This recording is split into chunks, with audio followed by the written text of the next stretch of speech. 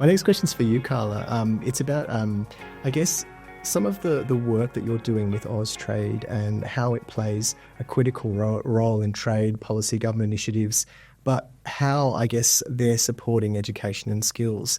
Can you talk a little bit about that and how your partnership and working with Austrade has really helped BSI to leverage some of the opportunities you're now seeing and some of the programs you're now developing?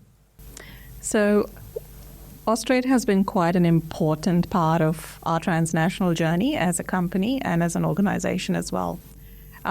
They do a lot of business exchange, delegations, missions, and specifically with education, there's quite a lot of activity in the last 18 months. So India and Australia, for example, once the ACTA agreement was signed in 2020, we've had very little time over COVID to actually enforce that. And pretty much in the last 2 years, that's when the actual trade agreement and the delegations have begun. So September 2022, BSI Learning was quite privileged to be part of the Australia-India Business Exchange that took place in Bengaluru. And that was more a fact-finding mission for us as a company to study the landscape, look at some data, have a look at what the appetite for Australian education is in India and where we need to specifically look at some of the gaps that they would like Australia to help with as well. After that, we had something that was very unique, which is called the Future Skills Mission. So April 2023, which was last year, we had the first ever Future Skills Mission from Australia to India.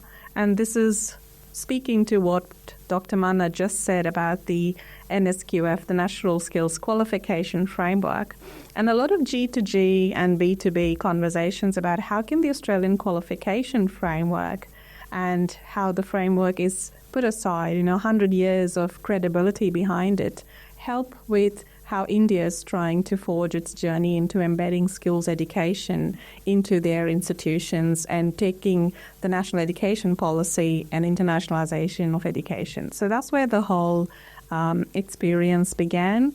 We had 19 delegates from Australia, primarily studying universities,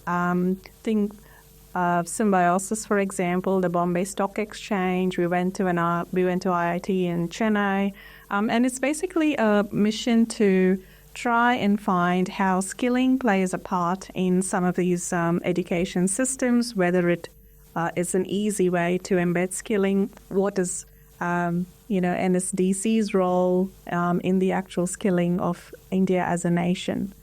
So subsequent to that, the first Industry Skills Summit took place in April this year, and that's where we had the opportunity to actually showcase the Chandigarh University BSI Learning relationship at the summit. So we opened the summit with the MOU signing, and it was a wonderful, case study to showcase that integrations like this can happen, and you can have cross-border collaborations with someone like Austrade in the picture. So they do a lot of business matching. They also do a lot of digital delegations, green economy delegations. The most recent one was to Vietnam and Indonesia, where the whole green economy, green skills and digitization's a big part of their government's plan. And planting the seed, I guess, for collaboration. And, it's a proud moment for us and for Austrade to say how BSI Learning has worked over the months with Professor Manna and his team and, the deans of schools and their founder as well. And my subsequent visit to Chandigarh as well with some of our senior delegates. And just looking at those long, sustainable partnerships in terms of co-working, co-designing, and how we potentially add value to each other as two different institutions across two countries. Thanks, Carla. And it just sort of really highlights how critical those initial relationships and building those relationships is to those future partners and those future programs that you're going to develop. The more you do that, the more you learn, the more potential is probably uncovered through those deepening relationships.